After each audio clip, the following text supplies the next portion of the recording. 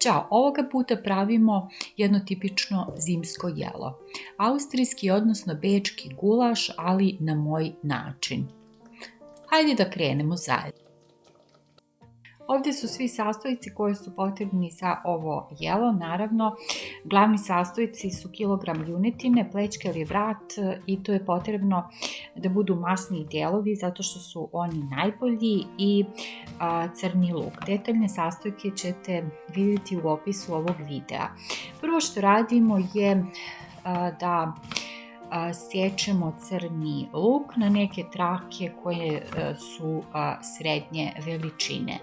Gulaš je jelo poreklom iz Mađarske i sprema se od goveđeg mesa, crnog luka i mlevene paprike. Potiče od mađarske reči gujaš, što znači stočar.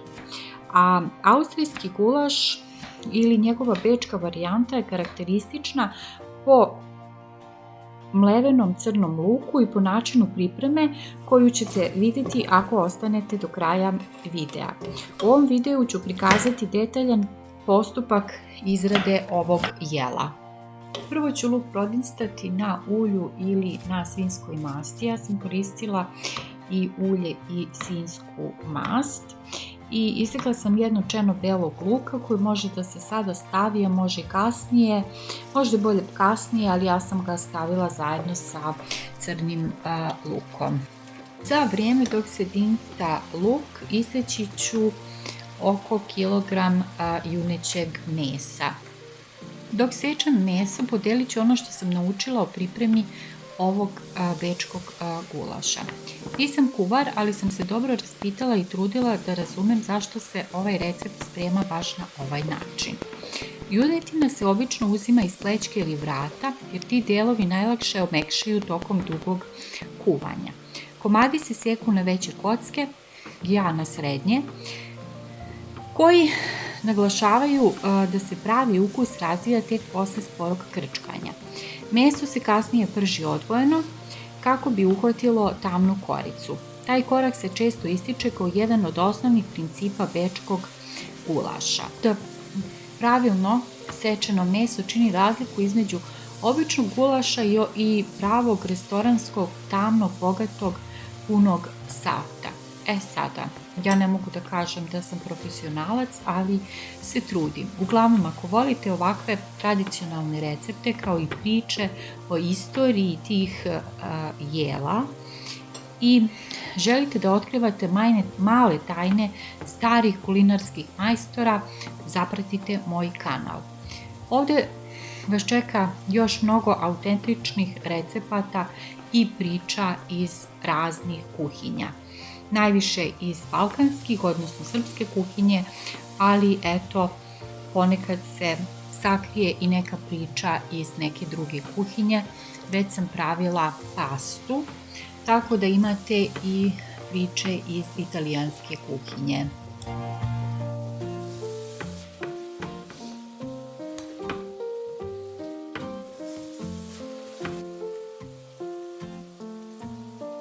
Za vrijeme dok sam sekla juneće meso, na ringli se dinstao luk, nekih 20-25 minuta. Nakon toga dodavat ću so i začine po mom ukusu. Ovdje se već recept za austrijski gulaš može razlikovati od ovog današnjeg recepta koji ja pravim, ali neznatno. Uglavnom, to je neka prava tehnika za izradu ovog jela sa malim modifikacijama.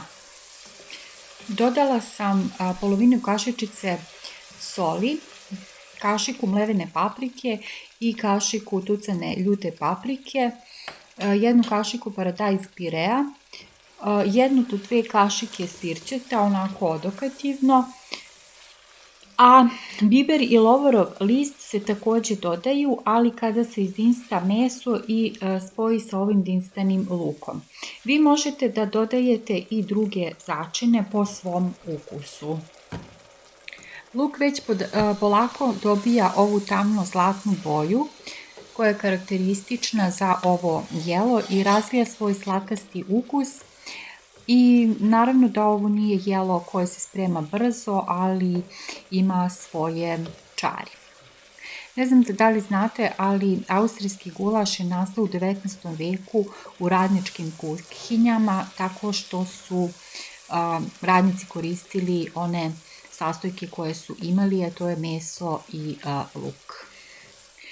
Ako volite ovakve recepte koji se polako spremaju, ali koji imaju svoje čari, vidite kako dobija ovaj luk svoju prepoznatljivu boju.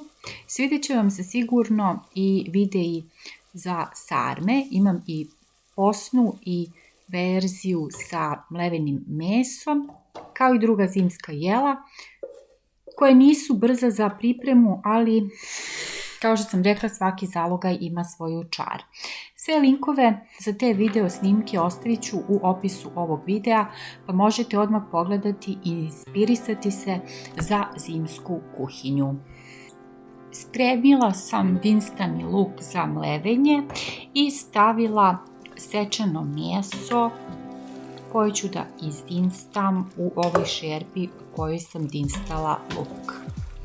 Tako će svi ovi ukusi da se prožmu.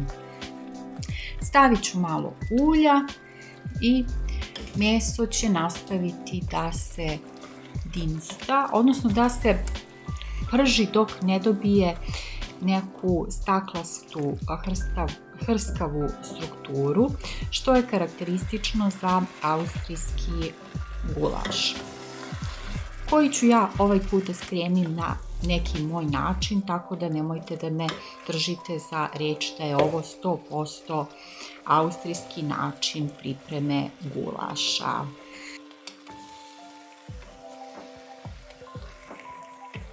Sada sledi taj deo koji je karakterističan za pripremu austrijskog gulaša i to je jedan od razloga zašto ja volim ovaj gulaš, a ne mađarski. U mađarskom gulašku se luk ne melje, već se dinsta, pa se posle toga u taj dinstani luk stavlja meso i prži se zajedno, odnosno nastavlja se sa dinstanjem, dok se ovde odvojeno melje luk, a za to vrijeme se prži, odnosno dinsta meso, kao što možete da vidite. Ja mogu da kažem da kada sam saznala za ovaj način pripreme, onda sam i zavoljela gulaš i sada ga pravim maltene jednom mesečno, baš zbog ovakvog načina pripreme ovog jela. Pa i vas pozivam da napravite gulaš na ovaj način ukoliko već to do sada niste činili i da mi javite kakvi su vaši utisci. Naravno, na kraju ćemo da sjedinimo mleveni luk i meso i nastavit ćemo sa prženjem, odnosno sa spremanjem ovog jela. Što se više dinsta meso na ovako nekoj tihoj vatri, to je ovo jelo sve ukusnije i ukusnije. I naravno ovo jelo je ukusnije drugi dan, znači to je jedno od onih jela koji je ukusnije drugi dan. Naravno, ukoliko ostane za drugi dan, sve zavisnosti od toga koliko vas ima u porodici.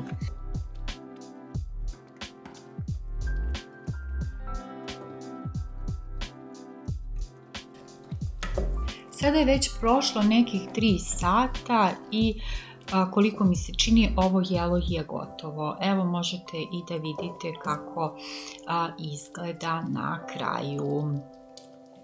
Sada vidite ovaj kremasti deo i ovo meso koje je se potpuno raskuvalo i jelo je dobilo svoj prepoznatljivi izgled, a i miris, verujte mi. U ovom trenutku ću vas pozvati još jednom da zapratite kanal ukoliko to već niste do sada uradili i pritisnite zvonce zbog obaveštenja kada izađe novi video. Kada napravite recept, javite kako vam je ispao, vidite kako fenomenalno izgleda i kako se ovaj gulaš, odnosno ovo meso lepo raspada kako i treba. i javite da li vam je se svideo recept. Napravit ću u jednom od sljedećih videa i recept kako spremam ovaj hleb, koji je fenomenalan hleb. Ovaj hleb u koji dodajem i heljino brašno bukvalno može svako da napravi i planiram da ga napravim u nekom od sljedećih videa jer je tako jednostavan za napraviti. Vidite i sami kako je meso lepo raskuvano, onako kako to i treba. Do nekog sljedećeg video recepta ili nekog drugog recepta ostavite mi zdravo.